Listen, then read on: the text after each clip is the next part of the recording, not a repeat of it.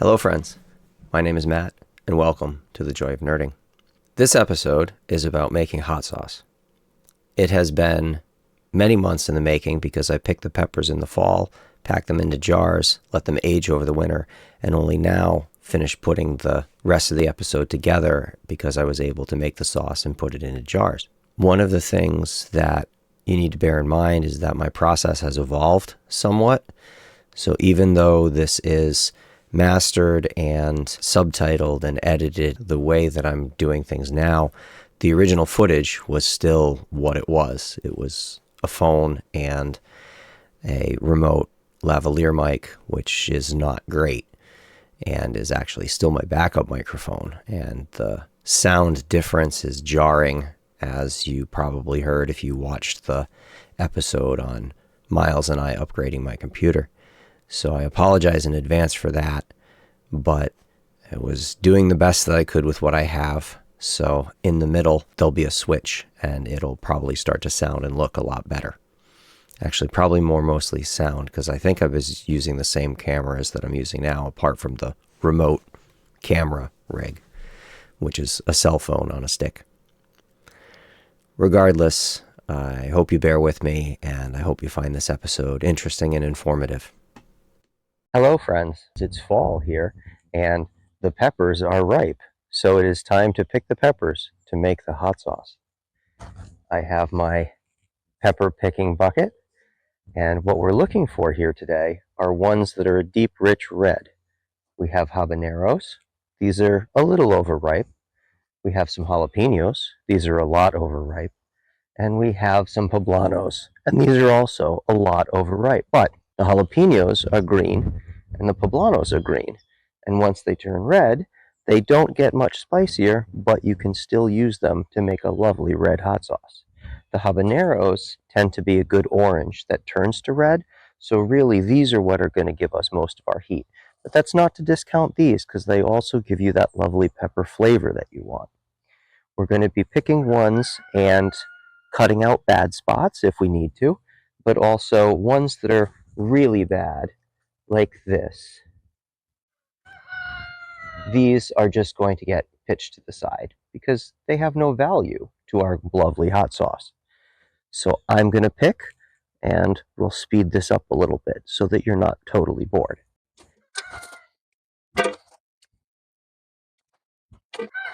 Now see, this is a wonderful example of what we want.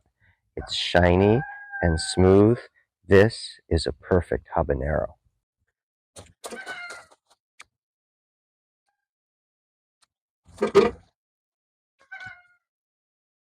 I'm sure you can hear our chicken friends off in the distance.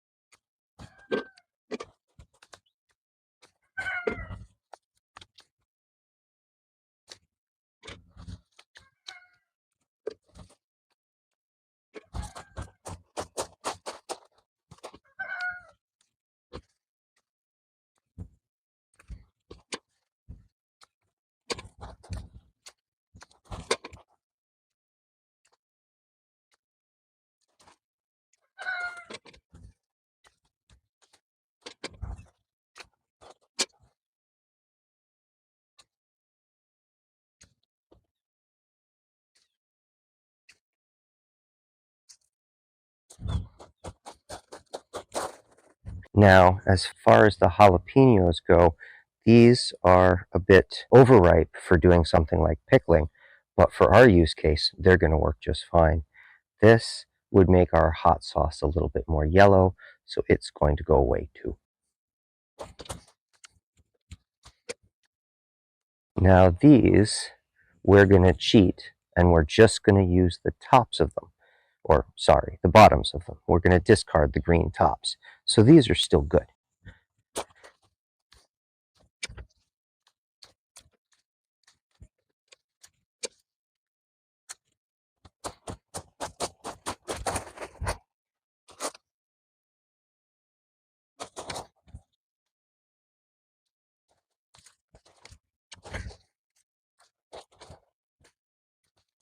These are a little squishy. We don't want them. We want only the firm fruits.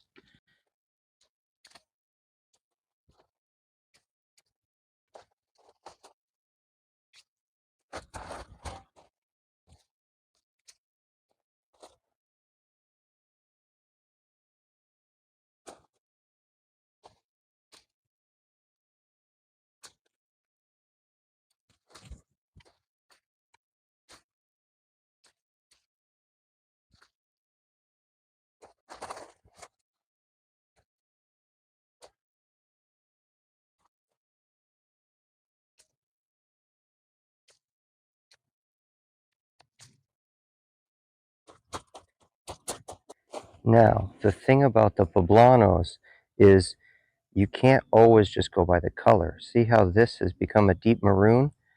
It's still firm though, so we can use this and it'll give a lovely rich red. This, not so much. It's squishy. So this is going to go to the squirrels. Oh, here. This one tried to get away. No, you have to go in the sauce. Now I'm leaving some green poblanos and some green jalapenos because I'm not going to can them because there's not enough, but they are going to be delicious in a salsa or as a topping for tacos or whatnot. And of course, these are eggplant. Eggplant does not go in hot sauce. So now I have my nice bucket of peppers, and we're going to go in and we're going to cut them up and put them in jars. Hello, friends, and welcome back. I have half of my peppers washed and dried and spun in the salad spinner. And I also have some mason jars. These are clean mason jars. They're the quart size. I like the large mouth because it makes it very easy to get your peppers in there. So I'm going to just put those behind me. We will also need some kosher salt. You can use pickling salt. You can use regular salt. It's all going to go into solution, so that doesn't actually matter. What you want to avoid is something like iodized salt or something that has iodine or any of the anti-caking agents because it will tend to make your hot sauce brown. Kosher salt does not have, as far as I know, any anti-caking agents in it. I've used this just fine. It does say ingredients, salt. You can get ones that are specifically pickling salts that are similar, but they'll have the smaller crystals. Again, it's going into solution, so we don't particularly care. But kosher salt is good for all your needs. And also distilled white vinegar. Good, generic, old-fashioned white vinegar. This is all that's going to go into our hot sauce, is salt, peppers, and vinegar. And I'll show you how we do it with the jars. Oh, one last thing. Lids. I like these plastic lids. So you can use the metal lids and bands, and that will hold them in place. But the thing about these plastic lids is you can put them on loosely to get a little bit of airflow if you need it. This is not for preserving it. This is just for putting it in and aging it. I like to let it sit and let the salt get into the flesh of the pepper and let it sit. I know that when they do the McElhenney Tabasco, etc., they have the big barrels and they let the barrels sit and age for a long time. I like to let mine go for at least a week or possibly even over winter. I've done it where I pick the peppers all along and they're different varieties, so I pick them at different times and as they ripen, and I'll just keep putting more and more in the jar. Now the key there is you need to make sure that the peppers are fully submerged. So you'll do peppers and then salt and then vinegar and peppers and salt and vinegar all the way up. And then when it's full, put the lid on, set it in a place. You don't even need to refrigerate it. I've never had any problems with mold. It's such a high acid, high salt environment that it really inhibits microbial growth. And further, we're going to boil it and blender it and then pressure can it. So everything in it is going to be very dead. Now, it is important to have safety equipment. Gloves are critical here because you will get the oils on your skin, and if you touch your eyes, you have effectively just pepper sprayed yourself. You've exposed yourself to what they put in pepper spray, tear gas, things like that. One of the things people don't often talk about is it's not just your eyes, it's anything else that's, we'll say, of a sensitive nature, such as when one goes to the bathroom and touches oneself in areas. If you want to have yourself a little tingly dance and wonder why your bits and pieces are tingling and burning, you can go ahead and do that experiment yourself. I have done that experiment and do not care to repeat it. So we take off our lid. We have some of our peppers. We're going to be looking for ones that are nice. See this dark spot. Let me get it in the light. This dark spot, we want that gone. That's not a good one. But we're going to keep the rest of the pepper. That's the important bit, is to get out those. I have my compost bucket over here that I'm going to be putting things into, feeding them to the chickens. For some reason, it seems the spicy peppers don't bother chickens. Perhaps they don't have that taste receptor. I don't know. And so I'm going to do that. Now, if you don't mind, I'm going to listen to some music on some headphones while I work. Oh, I should mention that we don't care about the seeds, okay? There's a lot of heat in the seeds. A lot of people remove them. We're going to deal with this a different way in that we're going to strain them. The key here is we want to process these quickly. We want to cut them into pieces. We want to put them in the jar so that the vinegar can get into it nicely.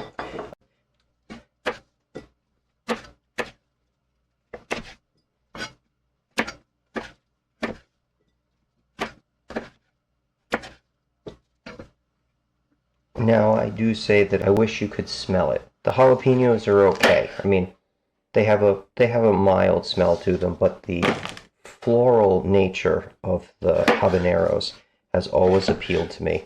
It's hard to describe because I'm not particularly articulate at describing things like how something smells, except in terms of perhaps other things. It's interesting because the habanero peppers have always had a lovely smell, lovely and appealing smell to me. So hence why I grow them every year. Whenever I find habanero pepper plants at there's a local independent garden center where we go, and I always make sure to try and find something interesting. Super chilies are another good one. They're a long, skinny pepper, like a Thai pepper. Good, nice flavor, nice heat, and they're a hybrid pepper, and they're sometimes hard to come by. You can start your own. I did that for a few years, but in my old age, I've gotten lazy, and I just go and I have a look and see what the garden center has and pick up things from the nursery.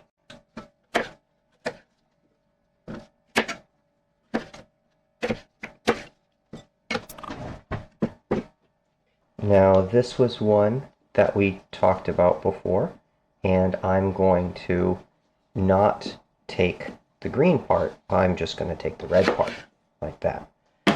Rest goes into the chickens, to the compost, all return it back to nature, and the cycle repeats itself.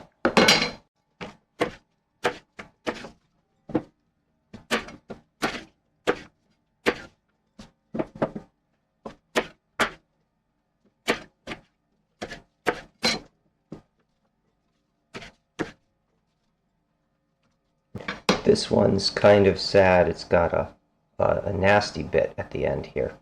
And so let's see. No, it's just that nasty bit. We don't have anything further up. That's one of the other things is good, is you can check these and make sure what you should see inside is just lovely seeds. You should see seeds, you should see flesh. You don't want to see any bugs. You don't want to see any mold. If anything like that is in evidence, pitch it to the chickens. We've got enough to make quite a lot of hot sauce. We'll be just fine.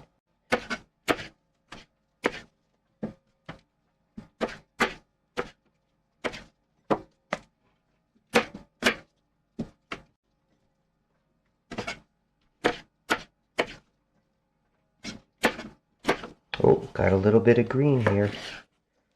You go in there. Oh, this side too.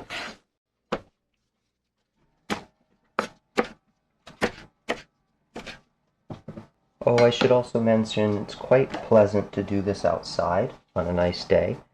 I'm not, because it's a little windy and I didn't want the microphone to pick it up. But anything that you get into the air, like when cutting onions, cutting hot peppers can be similar. It doesn't gas your family or roommates or yourself out of the house. That happened to a friend of mine. She grew some random peppers, and one of them was, what was it? The Trinidad scorpion pepper, I think. So she has these, and the other one I think were Carolina Reapers. And so she gets these chilies and doesn't know what they are and doesn't taste them, and she goes and she cuts them up and throws them into some hot oil to do some stir fry, and as soon as those peppers hit the hot oil, the fumes go all up. She tear gassed herself. She had to open the windows. Her family came home. They wondered what was going on because there was a residual aroma all over. She's sitting on the front porch just crying from the hot pepper fumes. Yeah, be careful. These are no joke. I mean, the jalapenos and stuff, this is mild, but once you get up into those heavy peppers, those are heavy duty. I mean, there's a reason that they have them literally for military and police applications. All right, so we've got our jar here, and it's reasonably full. I've been pushing them down because you can do that. You can compress them down, and that's really what you want to do. You could cut them up finer even if you wanted to, so they compress in more. You want to pack this full. I don't use specific ratios or measurements in this because I kind of just do it by eye. It's really hard to get wrong. You just kind of have to use enough, but I also do it based on packing the jar. So if I pack the jar full and I put in a goodish amount of salt and then I fill the rest of it up with vinegar, then you have the right amount and it comes out delicious. We're also not worried about anything like an equal distribution of peppers. I know that there's not as much habaneros in here because I picked the habaneros first, so they're on the bottom of the bucket, which means when I pulled these peppers out to wash them, there were fewer habaneros. That's okay, because we're going to take these jars, and when we're ready to, we're going to put them into a large pot, and we're going to mix them all up together and cook them in there. Another thing worth mentioning is you want to use glass. This is very acidic. You're going to have it in here for potentially a long time. You want a non-reactive vessel. You don't want something like stainless steel, which can react to the acid. And that's one of the things that I keep hearing about is the Tesla Cybertrucks. They react with the acid rain because they're stainless steel, and then that can cause problems with the finish. There's a reason that we paint things. Now, I don't know why DeLoreans were never reported to have that problem. Perhaps it's a different stainless steel alloy. Perhaps the rain is more acidic now than it was. I don't know. I have no data. But now our jar is nice and full to the top. And we've gone through probably about a third of the peppers total. We've gone through most of that. So now I'm going to take my salt. See? Put in a good amount of salt. I don't know, we're probably talking 2 tablespoons. And see, you can fill it up just like that. See, good amount of salt. You can also do this progressively as you're building it up. Like I said, I usually do that when I don't have a whole bunch all at once. And so now I'm going to take this and I'm just going to pour my vinegar over it slowly because I don't want to splash. And we'll see that salt just dissolve right down in there. And it all runs down, and we want to fill it right up to the top, just like that. Now, I'm going to give it a little squish with my thumbs, and the other thing, there's a little trick to it. I have my lid right here, put my lid on it, and then give it a shake. Because what happens is you'll get bubbles, and you want to get those bubbles out. You don't want air pockets. You can also give it a look and see about the salt. You can see some of the salt got washed down. So now we open it up again, and then we have a look, and we make sure that we've got enough. Not quite submerged. I'm going to give it a little bit more, because see, we got some of that air out. So there we go. Now they're starting to float. That's all right. I'm going to do this, and I'm going to put it on nice and tight. There's not going to be any fermentation that takes place here, so you don't have to worry about the jars exploding as you would if you were doing something fermented like kimchi or something like that. So that's one. And let's keep on going. I find it very relaxing. The key, by the way, is comfy shoes. Whenever you're working in the kitchen in one spot for a long period of time, you should have comfy shoes. I know that there have been some people that really like Crocs. I've had standing pads. Our floor is actually cork, so it's got a little give to it. When we moved in, it was tile, and we chiseled all that up, and we laid a cork floor. Cork's been nice. It also gives a little bit of bounce, so if you drop glass, you're less likely to shatter it. It still happens, but you're less likely. I have my wonderful, comfy, orthopedic old man slippers. They're made by a doctor named Scholes, and I like them very much. And on with the show.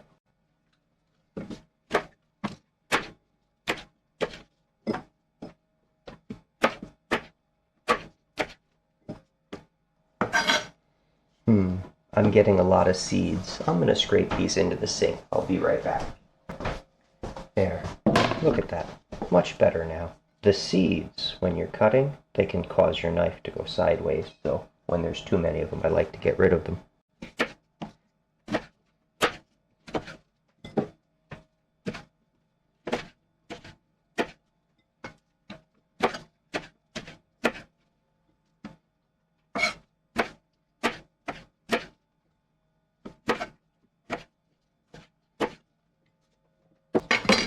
What's this?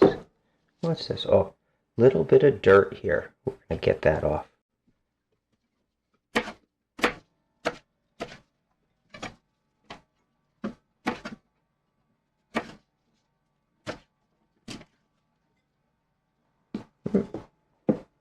Here I am not paying attention.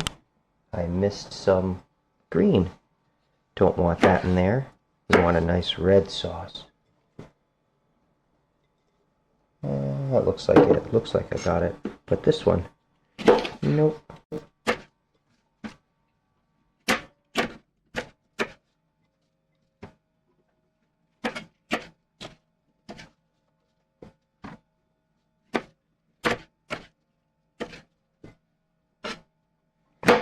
This one's a little squishy. Smells okay. Yeah, that's all right.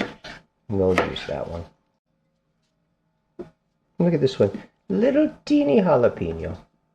This is not a habanero. It's a little baby jalapeno. You can go in the sauce. In the sauce.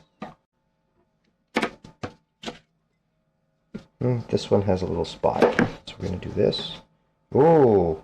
Yeah, that's a bad one. This is a do not want. Do not want. Look at that. See? This is why you want to check them. Nope. No thank you, sir.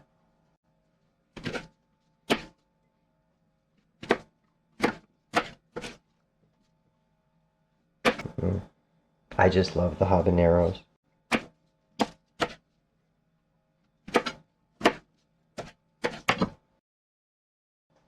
Alright, time to wash some more. This one's pretty sad. See, got all that dark spot on it. Let's get that out of there. Yeah, only that's useful, but waste not, want not. This is a lovely orange. This is a perfectly ripe habanero that you would use for a classic habanero hot sauce, which comes out more yellow. They still taste good when they're red. You've got to be suspicious of this one. Yep, don't like this. No thank you. And what do we have here? Don't like that one either. Oh, but this has a good smell to it. Let me get that out too. The rest of it looks okay. See, good pepper.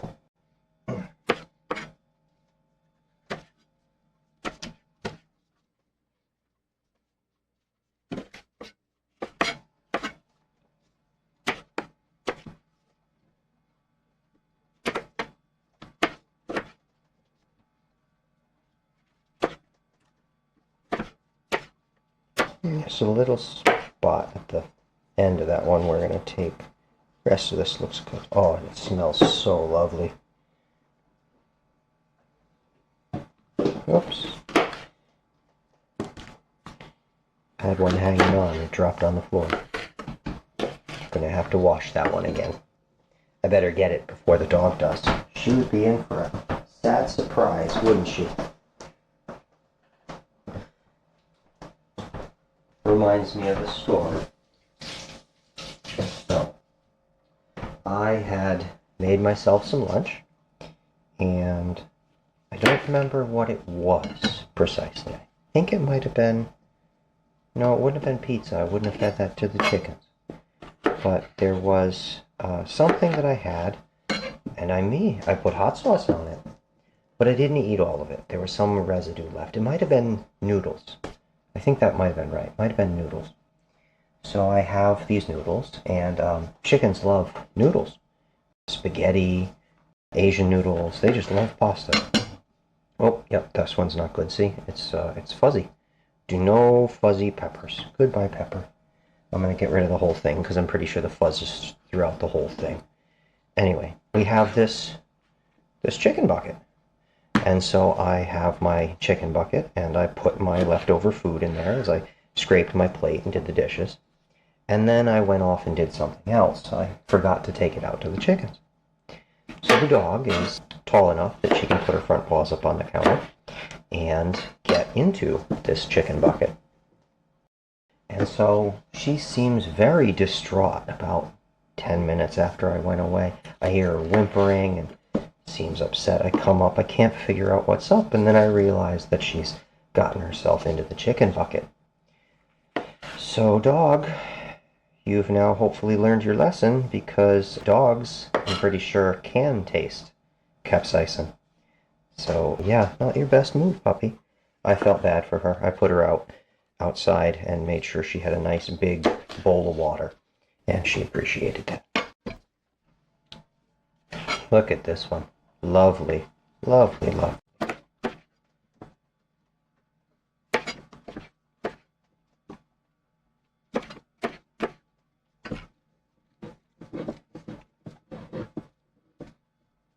This is why you want the wide mouth jars, because I don't know about you, but my hands can't nicely fit into the narrow mouth jars.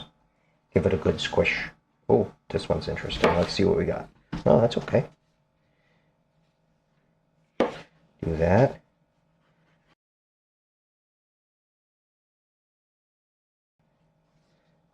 There we go.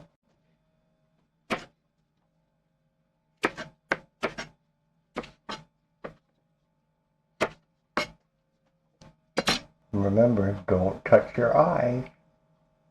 But it stinks when it's itchy. You may wonder about the earbuds. These are kind of my working earbuds. I've gotten paint and shellac and all kinds of stuff on them, so I'm not super worried about getting a little bit of hot sauce on them. I'll turn them off, give them a good wipe down, it'll be alright.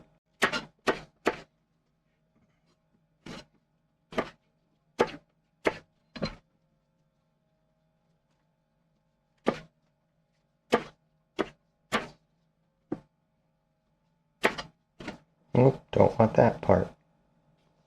Nope.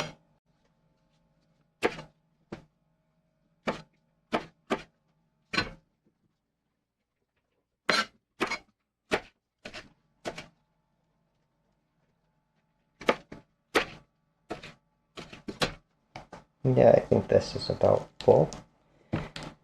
Maybe not.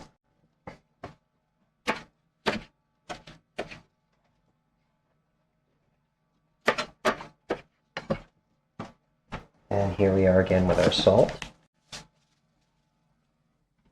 About the right amount. And our vinegar. See the bubbles? There we go.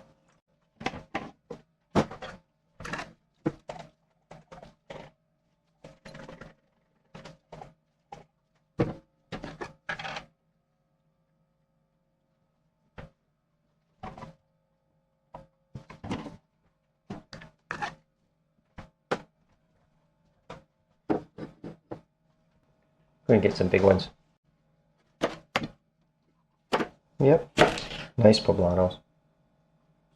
They smell nice too.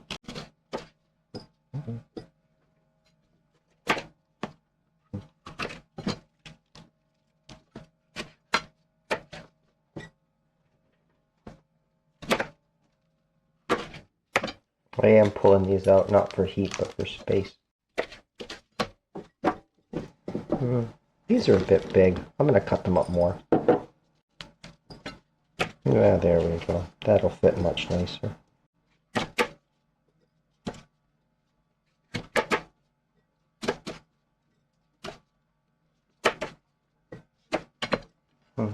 Too many seeds.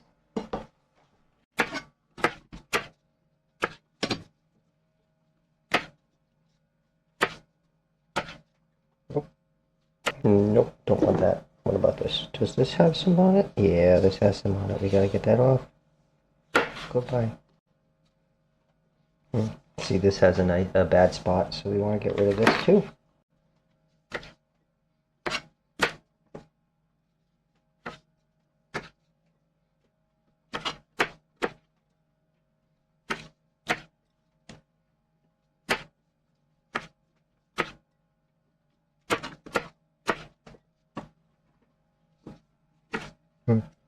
There's a bit of green here. Yeah, I'm gonna skip that one. I don't want it to change the color.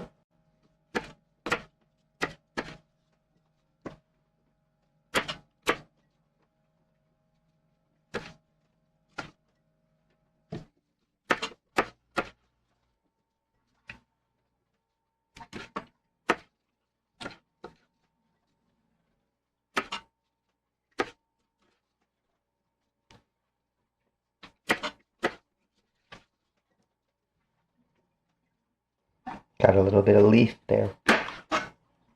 Hey, you, leave my pepper alone.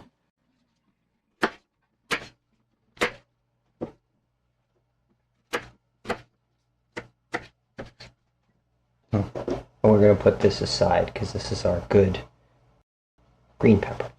We're not going to use that in this hot sauce.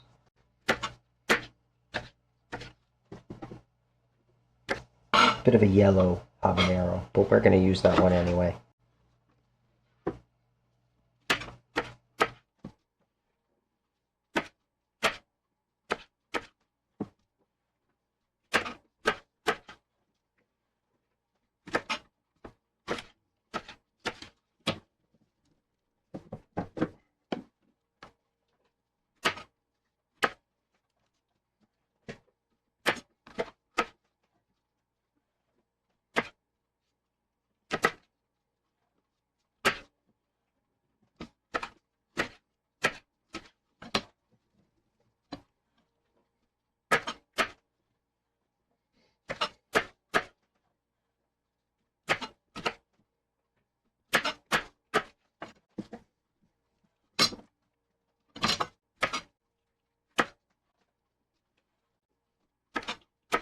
Oh, this one's not good. You can tell from the top too.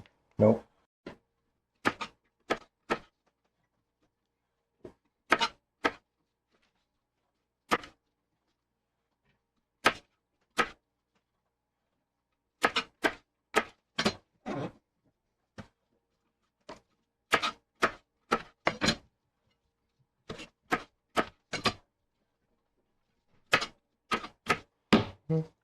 Yep. Just making sure it's okay.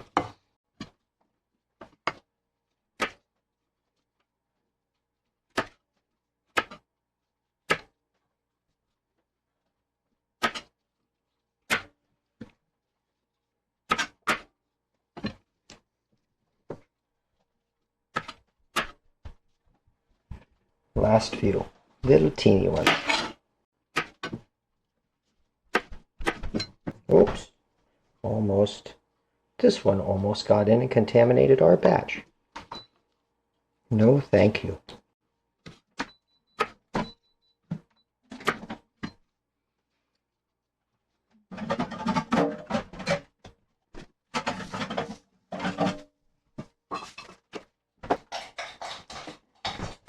And last, our vinegar again.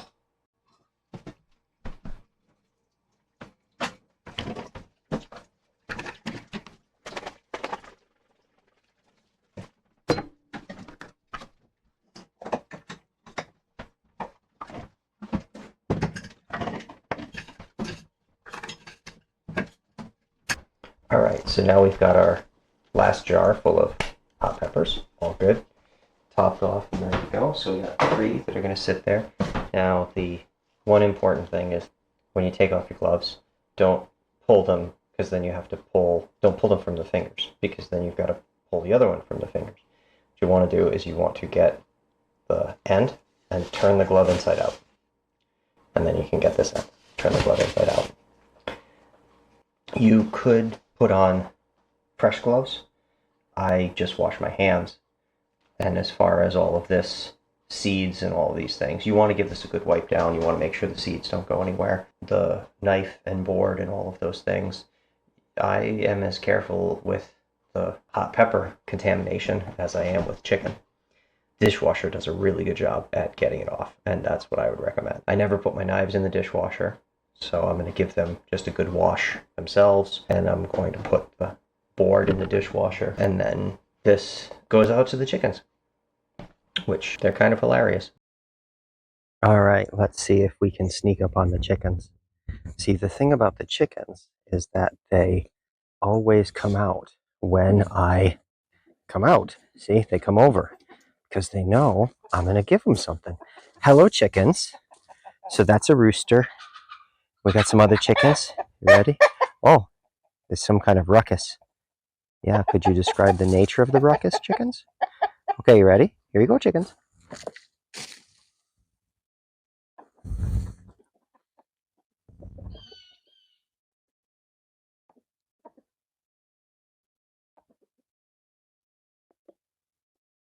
Yeah, one of the chickens got pecked pretty badly.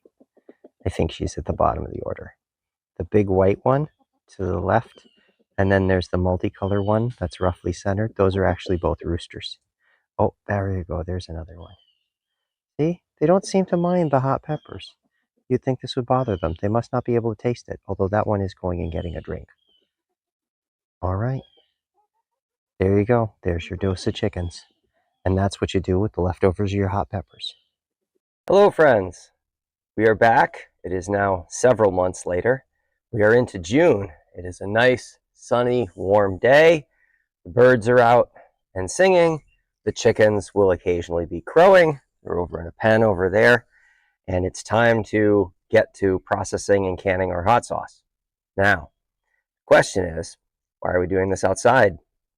Well, the answer is because it requires heating up the hot sauce. And the first time I did this inside 5-ish years ago, I had to open all the windows and turn on all the fans because everybody thought they'd been tear gassed, because this does tend to get a little hot. So if you have a really good range hood, that's probably going to be fine. If it's just you in your house, you can just ignore it.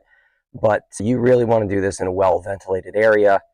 There's stories that I've heard of hot sauce plants that have huge exhaust fume extractors that they have to run through charcoal filters because otherwise the surrounding neighborhood gets gassed with industrial pollutants. I mean, it's agricultural pollutants, but still, you're essentially removing all of these vapors and tear gas in your neighborhood. So let's get started.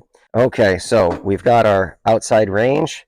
Now, there's only 2 burners, and you're probably going to say, is that going to be enough? And the answer is no, it's not. But you can keep things at a reasonable holding temperature using the griddle here, and we're going to make use of that today. So let's get started. We need to get our hot sauce that's been sitting over the winter into a stainless steel pot so that we can heat it up. Here's pot number 1, and here's our jars. This is not on right now. It's just a little bit greasy, and I'm not really going to worry about any of that. It's just going to get the bottom of the jars yucky, but that's okay. Moment of truth. Is there any mold? No. Looks good. Also looks good. And finally, great. This is what we want to see. There's no mold. Our peppers look like they did going in. They've sat in the salt and vinegar over the winter. And let's get them into the pot. We do not care if the vinegar does not reach up to the top. This is enough. You could add more if you want to, but it's not necessary. Put these over to the side. Get some fire on this. And we're going to get that boiling. Meanwhile, we're going to do a little bit of math. Let's do this. So this is math for Americans, because everybody else is going to say, why is your system so strange? because America. We had 3 of these jars, right? This recipe, there's a lot of solids in here, so really you're only going to get maybe about 2/3 of this is hot sauce, so we can take that away.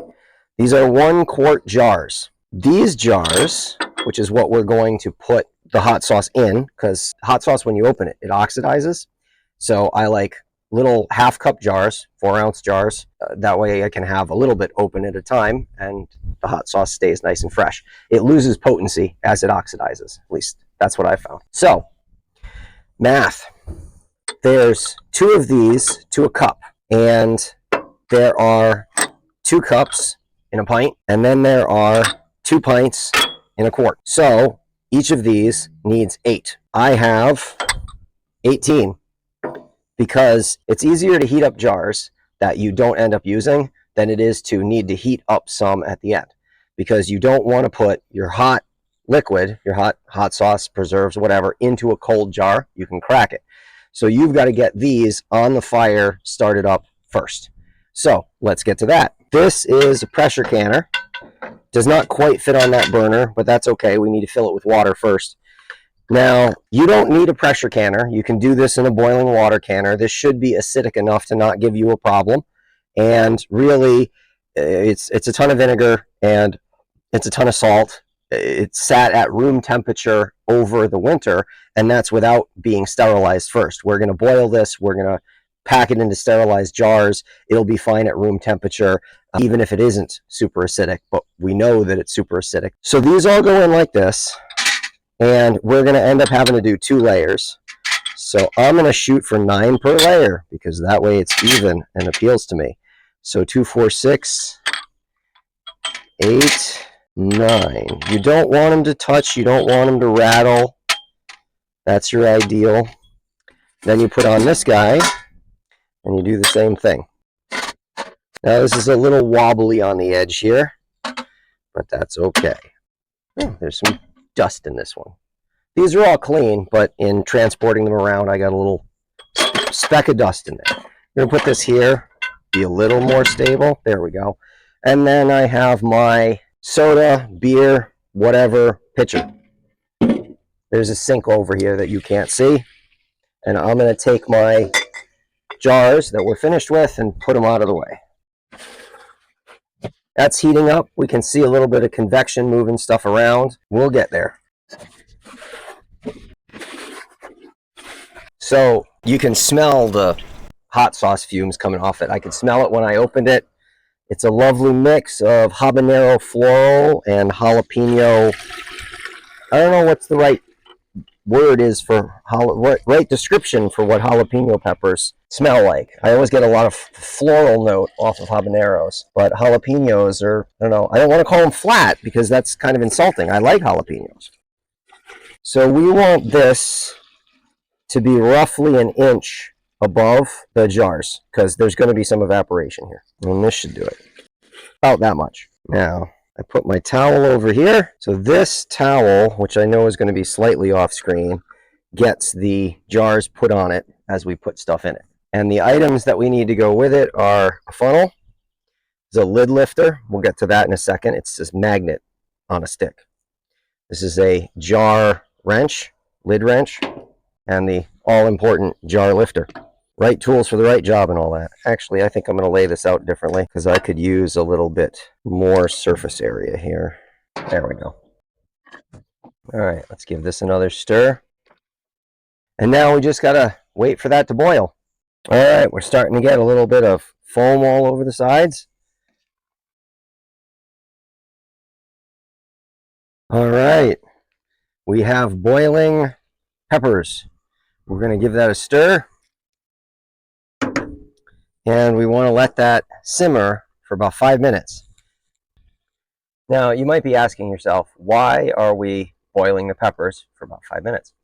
And the answer is we want to soften them up. Yeah, they've been sitting there in the acid and they're probably pretty soft. So one, we want to heat them up because we want to keep stuff hot, because the longer we keep it hot for, the more it kills the bacteria and any pathogens that might be in it. Molds, spores, bacteria, viruses, anything like that that might have gotten into it. The other thing is it softens up the tissues of the plants. because we need to make this from a bunch of peppers into a proper sauce.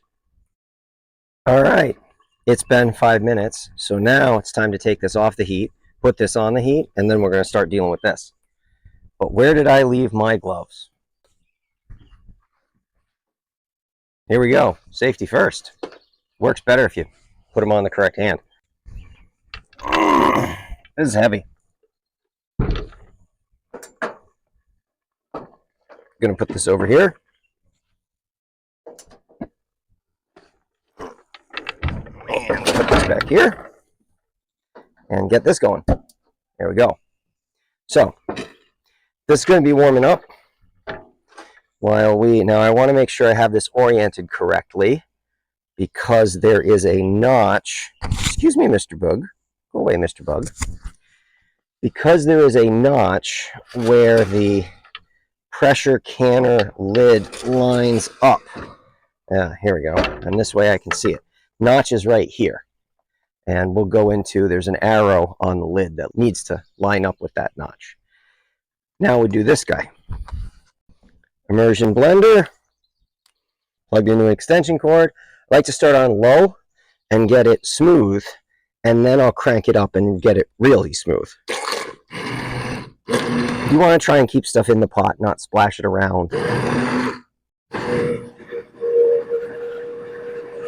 So I should probably mention technique. I have it on low and I have it tilted so that the peppers can get in there. As the peppers become chopped up into smaller and smaller pieces, then you can go flat and crank it up.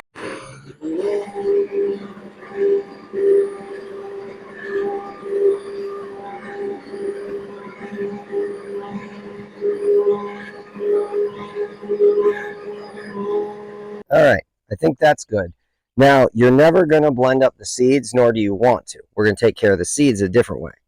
Take this out. The way we deal with the seeds is a second pot and a fine mesh sieve. See? The goal here is to get all of the pepper pulp blended up. It'll give the sauce some body. But we don't want large pieces. We don't want seeds. We don't want any of that. So now, one of the things that is going to happen is, one, it'll drain, but also you're going to find that the thicker parts of pulp will get stuck in the sieve. Now, to be clear, this is not an attempt to press it through. All I'm doing is scraping the bottom of my sieve just to make sure everything goes through.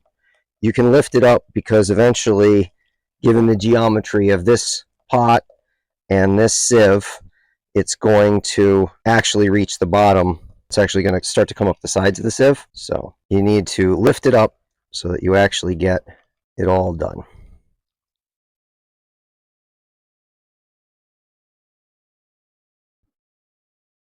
Now, like I said, I don't press this.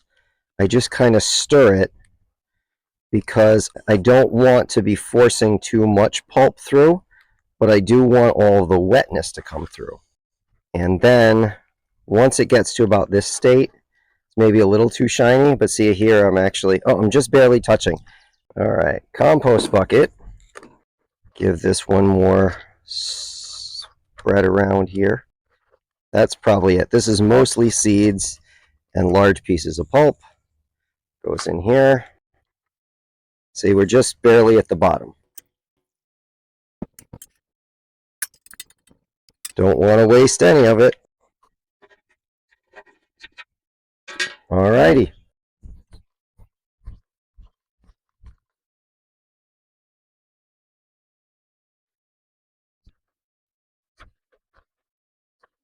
All right, and that's the rest of that. We're going to want to keep this because we're going to need it. This and these and the pot can all go in to be washed.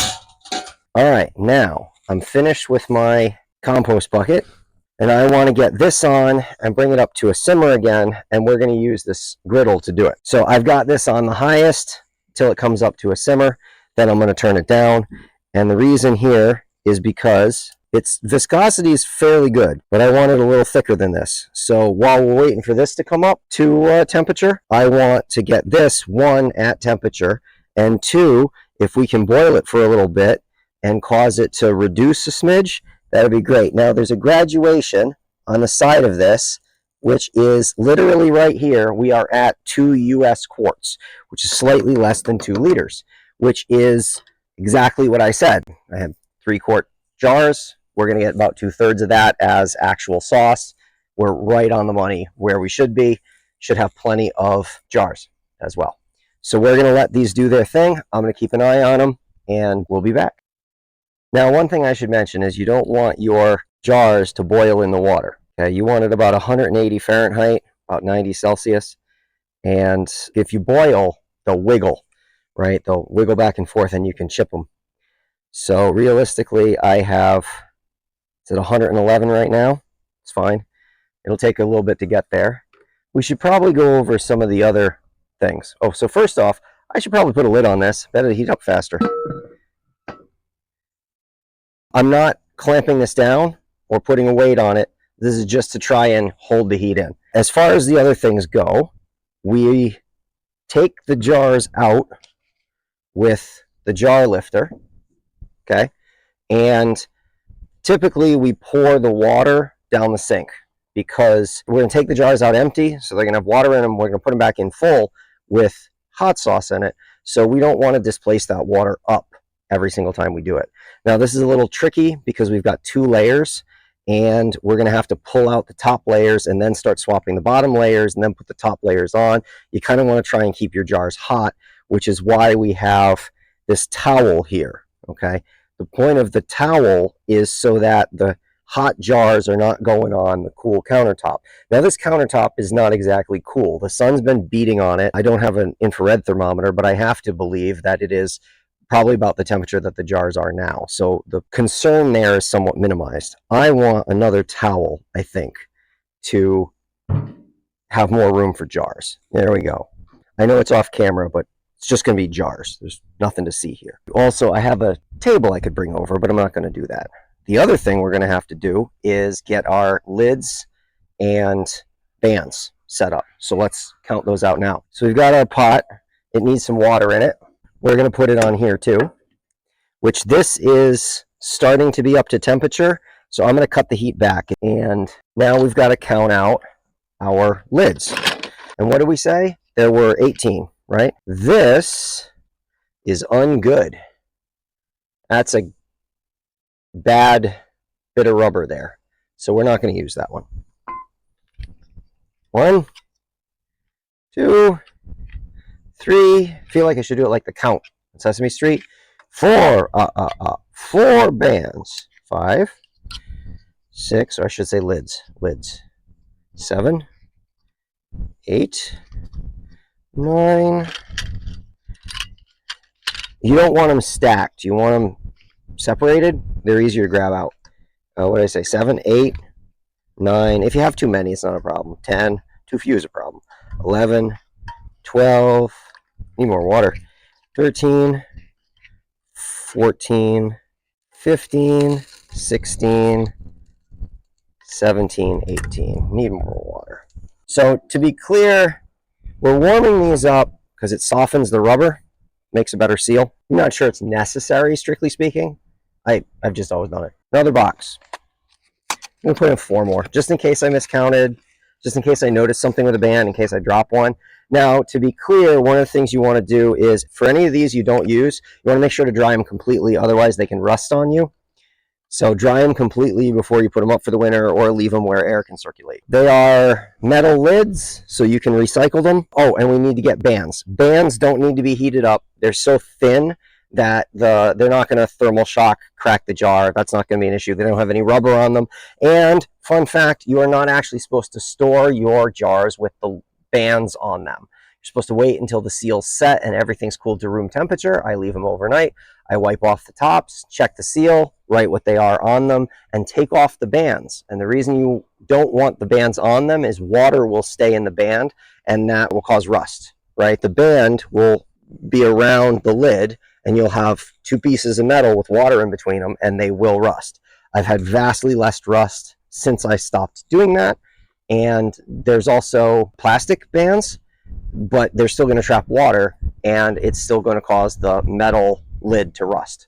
So I've had stuff that you leave for years, well long past when you actually wanted to eat what was inside it, and the lid is still pristine. You can open it up and it's not contaminated, there's no holes in it, it hasn't rusted the lid. You just don't want to eat it because it's been sitting in your basement for 10 years. And food preservation is miraculous, but it has its limits. Let's go with that. You take something that's been in the freezer for 10 years, and if it's a hunk of meat, you can use it, but I'd strongly recommend a long wet marinade. My father-in-law's brother, so I guess that would make him my uncle-in-law, found something when he was cleaning out his freezer that was dated somewhere in the realm of 20 years old, large meat primal for a roast. And he said he marinated it for 2 days in a combination of coffee, whiskey, salt, and sugar. And then he put it on the smoker, and it was really good. So you can bring stuff back. It's all in how you doctor it up. It's not unsafe, just might not be super flavorful.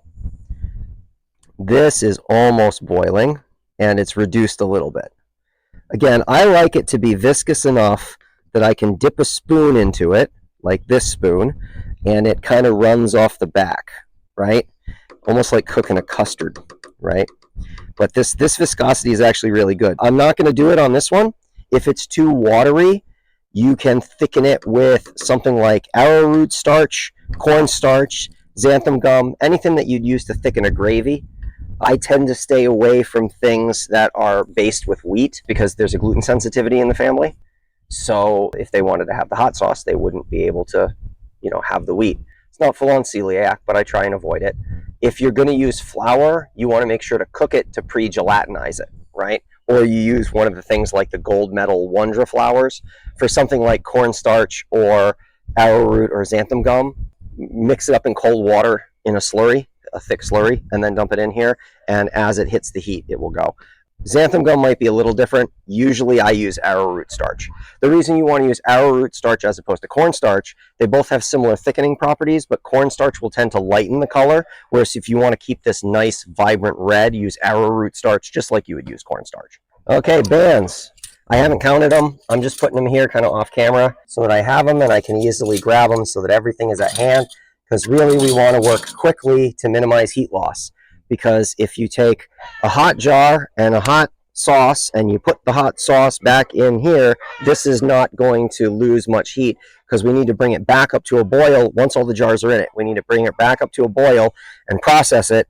Standard, I think, for a boiling water canner is 15 minutes. This is a pressure canner. I throw 5 pounds of pressure on it, and then once it comes up to pressure, I do it for 5, which probably ends up being more than 15 minutes. It's probably overkill, but better safe than sorry, and I don't notice a degradation in product quality. All right, and let's check this. Oh, that's looking close. 145. So we've got still a little bit of time. Meanwhile, these, ideally you want them fairly close. They're at 113 already. This is 130, 140, 150. Yeah, it's coming up to temperature faster than that is. So that's what we want. I want that to sit there and be hot, and you can put slightly warmer hot sauce in the jar and it's not going to be a problem. Give this a stir. Reason I'm stirring it is because I don't want any of the sauce to stick to the bottom, right? It's going to separate a little bit. You want to try and keep it homogenized as much as possible. Otherwise, as you're ladling your batch, you're going to end up with some that are watery and some that are thick. And you want it consistent across the whole thing. I'm going to take this into the house, give it a quick wash, and get a ladle because I need to be able to get this out, which means I need a ladle. All right, ladle, clean spatula. All right, this is starting to look close. So let's see where this is. 165. We're going to call that good. It's not 180. It's going to continue to heat up. The reason I want to do it like this is because I need to make lunch and I need to get this moving faster. So needs must and all that. I'm going to put my lid over here and let's get started. All right, all of this is hot enough. I want to give this a nice stir. And now the key here is going to be working quickly. What I'm going to do is I'm going to pull out all of the jars on the top, lay them all out, load them all up, and then start swapping them for the ones on the bottom. I'm not going to dump water out for the ones on the top into the sink. I'm just going to dump them into there because if I have to bail a bunch of water into the sink later, I can certainly do that. The chickens get excited over different things, and you kind of never know what it is. Sometimes it's obvious, right? I come out with a bag of grapes. My wife did that the other day. They weren't super interested in whatever else was in there, greens, I think, but man, did they want those grapes. Okay, so the way we do this, put the jar lifter down, and you want to fill it to the bottom of the funnel. You can go a little higher. The bottom of the funnel is for things that would be irregular. For jams and jellies, you can go higher, but I don't, largely on the grounds that you only need so much hot sauce open at once, and like I said, it's fresher. And if that means I end up using a couple extra jars, so what? Now, the sauce in here will stop the jars from cooling off too much, right? So they'll continue to be heated because they'll have a much larger thermal mass, and you won't have to worry about them cracking when you put them back in. Now, lid lifter, but importantly, paper towel. You want to make sure to get anything, any water, any sauce, anything that you might have gotten on the lip of your jar off, like so. All right, magnet on a stick. One, and again, this is hot, but not instantaneously burning you hot, right? You're not even at boiling water. You can touch them for a few seconds. If you want to wear a glove, you could, but you really just want to be careful to not hold it for too long because otherwise you will burn yourself. And I think I referred to this as the band wrench. It's not. It is to hold the jar so that you can put the band on because it's hot.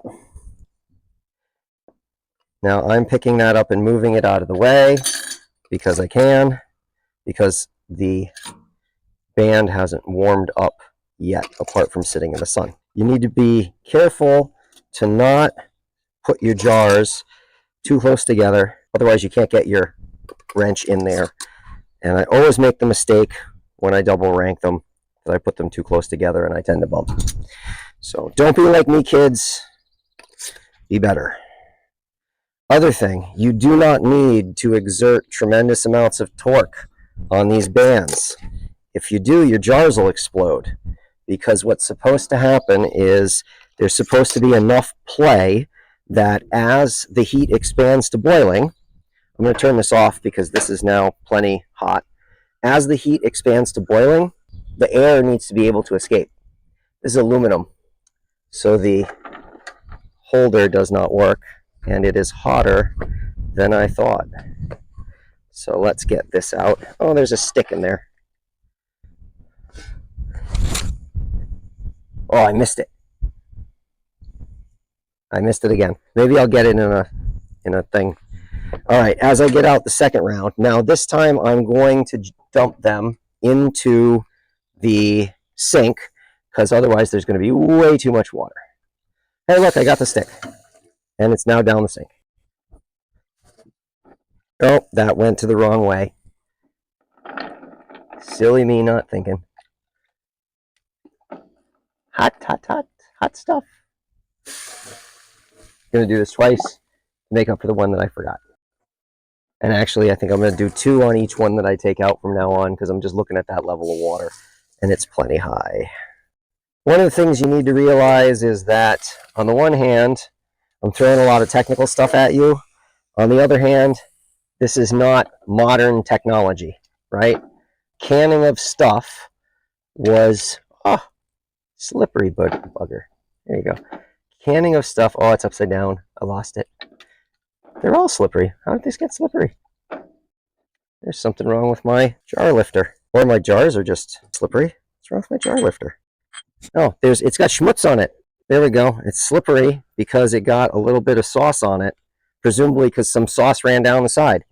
Anyway, as I was saying, this is not cutting edge modern technology, right? This is old school Victorian or Napoleonic technology, right? Napoleon was marching across Europe with cannons and all kinds of things like that when this technology was created. Let's get this last one out. Yeah, these are still a little slippery. I'm going to have to do something to those. They don't feel slippery, but they are. Maybe the jars are slippery. Anyway, these need to go back in. 1, 2, 3, 4. Now, if you watch this as I'm filling, you're going to see these start to release bubbles, right? Once it's still and I've stopped putting things in, you're going to see them start to bubble a little bit at a time. Oh, the other thing is, if you do end up with leftover sauce because you miscounted your jars, misestimated anything like that, just put it in a clean jar in the fridge. It'll be fine. All right, these are a little warm, but again, if you work quickly, you can lay them out in a way that's a little bit more advantageous and you don't burn yourself. Again, I'm giving this a stir, and I already turned off that big burner.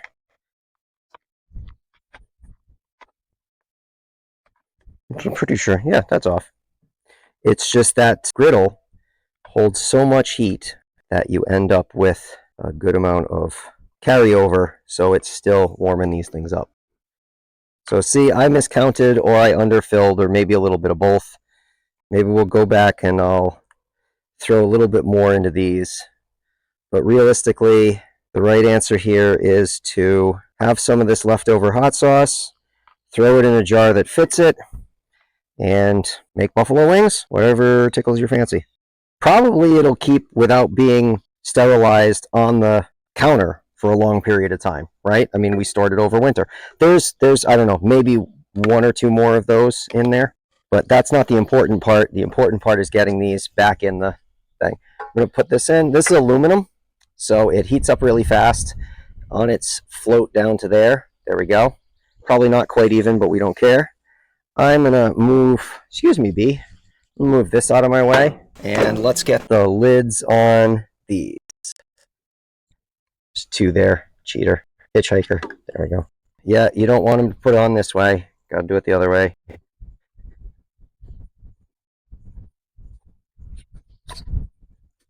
Don't cross thread them.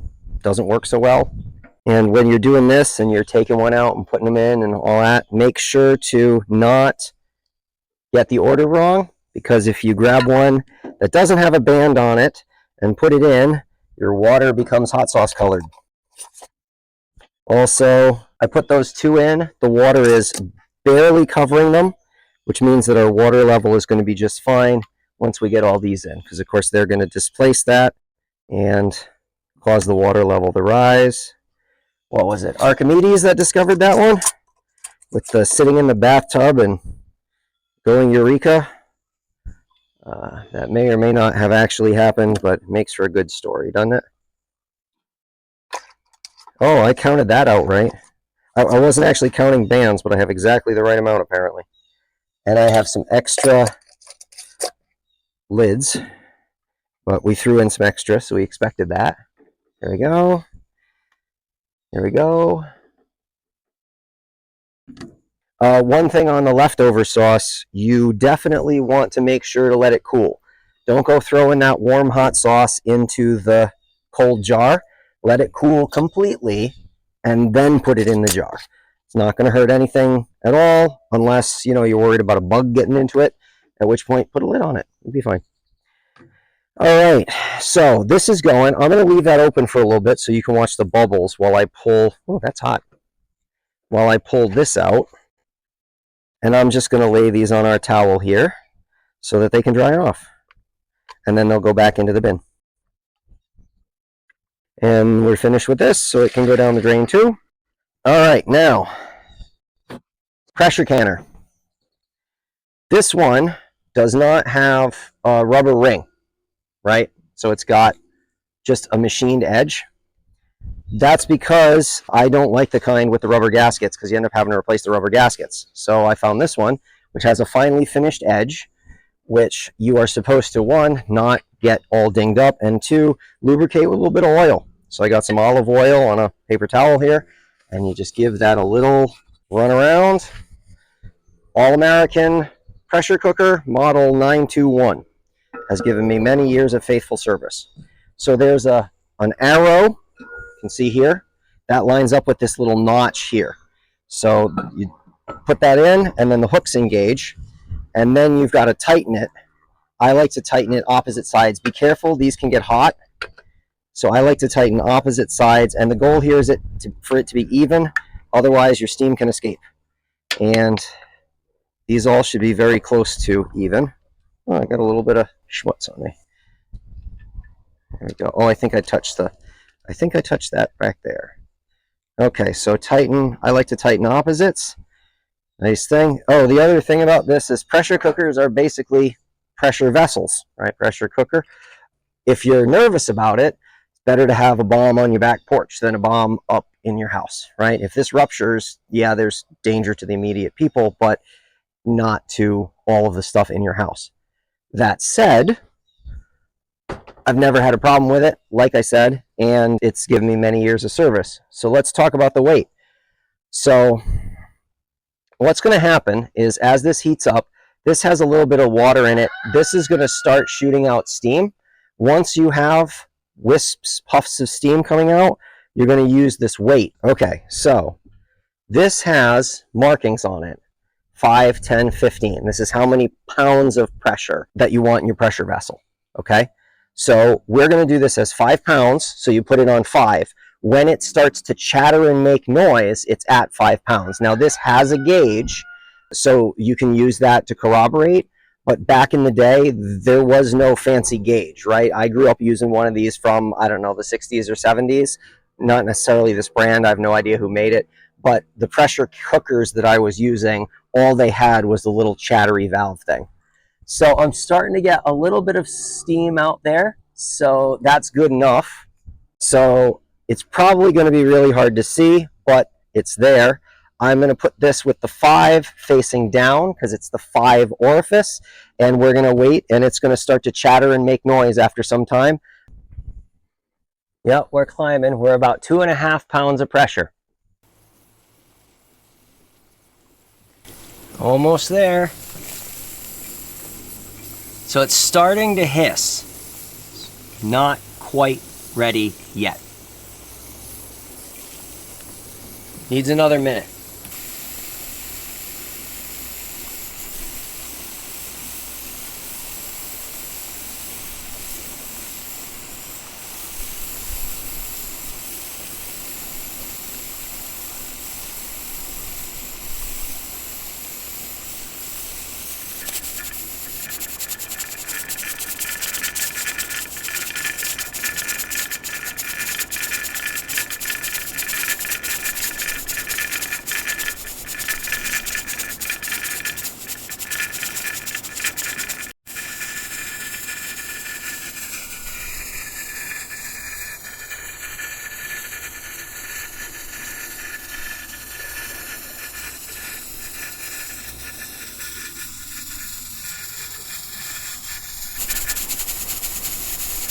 All right, this is what we want to hear. You hear that hissing? Yeah, sounds a bit like a, swing band percussion. This is at pressure and temperature. Turn the heat down. You don't need to boil the crud out of it. It's fine. Turn the heat down to a simmer. 5-minute clock. All right, spend the 5 minutes. Timer's going off. Now you turn it off. That's it. You do not pull the weight off of this, okay? If you do that, all of the steam is going to come out. You'll probably burn yourself, and also it'll ruin your seals. You need this to what you'd call in the Instant Pot world, natural release, right? You want to let it cool down. This is where the gauge comes in really handy. You kind of just keep an eye on it over the next 15 minutes, half an hour, somewhere in that ballpark, because the gauge will come down to 0. Now, you don't want to pull it after it goes negative, because otherwise you've pulled a vacuum, and that can also mess up your seals in that the vacuum inside here can actually start to pull the liquid out. You want pressure here to equalize so that when you open it, it's maybe only a pound heavy or a pound light. Ideally, you're right at 0. So it's already turned off. We're going to keep an eye on it, and then when it's right at the end, we'll pull it and open it up. All right, so now we have our pressure is just at about 1. It still makes a slight hissing noise, and really what you want to hear is this. It's making a little noise. You should hear either an exhale, if that makes sense, or an inhale, because you're that close. If it's a mighty whoosh, you've gone too much. Just a little bit. You want to wait for it to completely stop making noise. If you're bored, you can watch the gauge come down. Now, to be clear, at this pressure, even once it's down to ambient, it's still going to be boiling. So you need to be careful, because it's still going to be quite hot, and you don't want to take the jars out yet. What we're trying to do is cool it in a controlled fashion rapidly, so as to not extend the time that it takes to be able to put these away, but also not too fast that the jars crack. So if we had left that weight on there, it would have cooled down, eventually pulled the vacuum and screwed up our seals, like I said. Here, what I'm doing is I'm releasing the pressure slowly after it was almost down to where it wanted to be. And once the pressure's down, the temperature can come down without pulling a vacuum. If you're bored, just walk away at this point until it's cool to the touch, because it's ambient air temperature. I'm waiting for this to stop making noise, which, good enough. And I'm gonna pop these, and then that way I can take the lid off. And if I take the lid off, we will get more heat release because of the larger surface area of the pool of water. Be careful, this is still a little warm, and the handle might be warm. But see, this is still boiling, and we're just gonna let that cool down for as long as it takes, probably about half an hour, given the amount of water here. So go do something productive while this is cooling down, and we'll be back in a bit. All right, friends, and we're back. This is still a little steamy, so we probably don't want to pull those jars out quite yet. Let's see, what does it say? 100 and too much. So we've got to let that sit for a bit longer. But meanwhile, I got a clean jar from inside. Is this hot? That's probably too hot. We're going to do that there.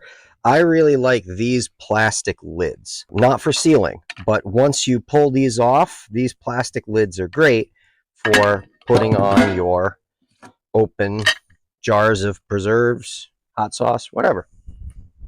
This is our leftover hot sauce. It's now cooled down to ambient. Probably more jar than I needed, but better too much than too little. The other thing that occurs to me is I think I forgot to wipe off the tops of this second batch. That is not catastrophic. You'll know if they failed or not. They'll tell you, right? If I failed to seal these, when I go to take off the band, the lid can pop off. That's a good indication that it didn't get a good seal. Also, there's a little button, right? Should be able to push it down. Here, I can show you. You can hear it. So what happens is when it seals, this little dimple of metal pulls down, and you'll be able to hear a click.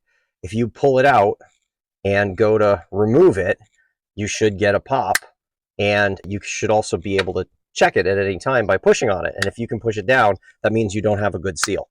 It has to pull that into a vacuum. Oops. These are all dry now, so we can put these back here. This got a little bit of hot sauce on it. I'll wipe that off, put it back here. Now, what I'm going to do is I've got a table off camera that these jars are going to go on once they're cool enough. I'm going to reuse these towels more to soak up the water than anything else. Oh, forgot one. So I'm going to put those over there. Don't need my gloves anymore. I'm going to need the jar lifter. Well, actually, I probably won't. By the time I get that out, that's going to be cool enough. We're going to have some time elapse and wait for this to cool off some more. Meanwhile, I've got some cleaning up to do. Okay, so we're back. We are now ready to pull all these out. So this is plenty cold enough. It's still warm. It's not quite ambient, but you can get your hands in there without burning yourself. So now I'm moving these off camera because my towel that's over there is in the shade, and in the shade is good because that way they'll cool off. It's still a little warm. I'm not going to lie. I might cry uncle and go get the jar lifter. Also, these have already vacuumed. The buttons have pulled on most of them. You should let them sit overnight because if you're at a marginal case where they haven't quite pulled a vacuum yet, as they continue to cool, they may do it as you've pulled them out of the water. I've had that happen to me before. And again, if one doesn't seal, if a couple don't seal, we have that other jar of the extra. Just throw it in the jar. It's good. A little hot. Also, at this point, if your bands are loose, you can tighten them if you want to, but you don't have to. The key is you want to keep them level because these seals are still soft, right? So you don't want to get any of the product up into the seal. You want to let it cool off completely. You want to let it dry off as much as possible. Don't remove the bands at this point. Okay, so now I've got all of the jars over there in the shade. They are going to cool off for another couple of hours. You can leave them out overnight. You can do whatever. They are not going to go under refrigeration. They are fine. They're perfectly shelf stable. My plan is to let them cool off until they're completely cool. So overnight. Then take the bands off and sit there with a towel and rub the water off so that they're dry and so that you can label them. So let's talk about labeling. I use the super high-tech Sharpie method of labeling my jars. I just put what's in them, and when I did the thing with a Sharpie, there are people that do labels and all kinds of stuff. Sharpie.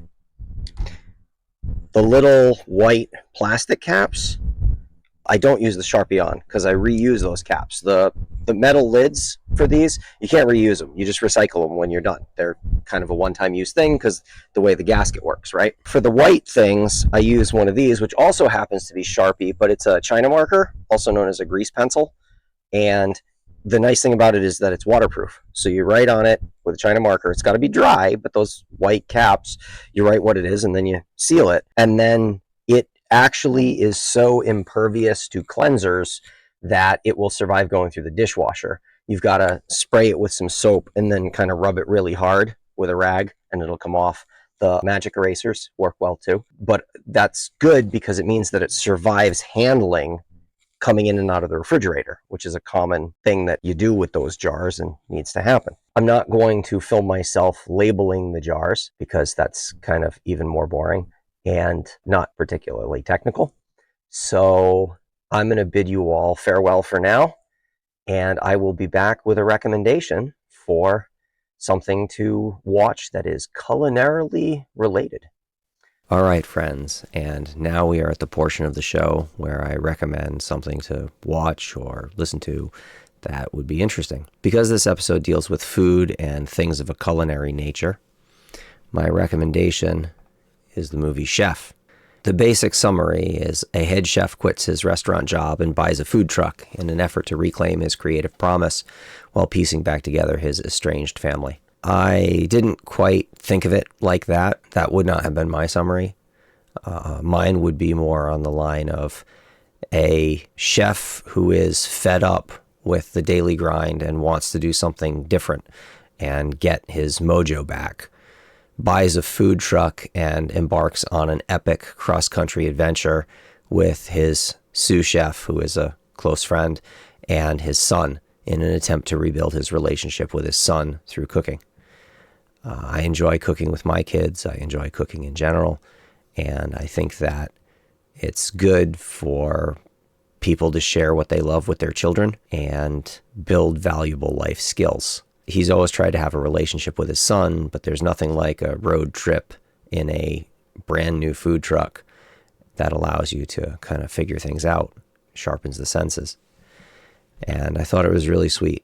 There's a lot of stars in here that you may know, getting a bunch of cameos. Jon Favreau is the protagonist, and John Leguizamo does an excellent job as his sous chef, and I guess MJ Anthony is his son Percy. But Scarlett Johansson's in there. She works in the restaurant. Dustin Hoffman owns the restaurant. Sofia Vergara is his ex-wife. They get Robert Downey Jr. is in here somewhere because he plays a friend who helps him get a good deal. There he is, Marvin. He plays a friend who helps him get a good deal on the food truck.